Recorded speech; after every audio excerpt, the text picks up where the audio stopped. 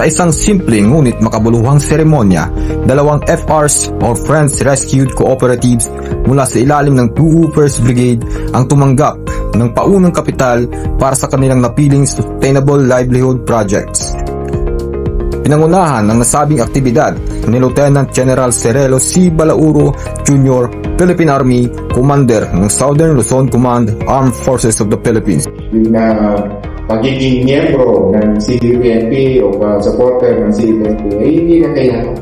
Kailangan natin magkaisa na tayo. Sama-sama tayo, magtulungan para tayo umangat na. No?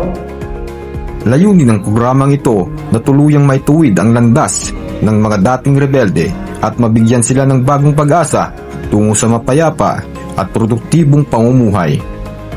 Nagpahayag naman ng taos-pusong pasasalamat ang mga lider ng dalawang FRs Cooperative sa tulong at tiwalang ibinigay sa kanila ng pamahalaan.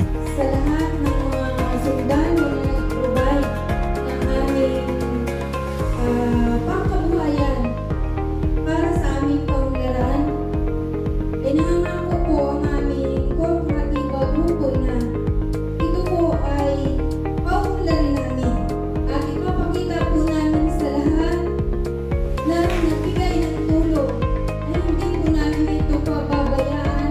Sobrang malaking pasasalamat po. Ang ipinamahahatid po ng aming kooperatiba mula sa Kabuhayan at Kaunlaran Agriculture Cooperative, sir. Ang pagbibigay ng paunang kapital na ito ay patunay ng seryosong hangarin ng ating pamahalaan na tulungan ng mga kababayan nating dating naligaw ng landas upang muling makapagsimula at makapag-ambag sa pag-unlad ng kanilang mga komunidad.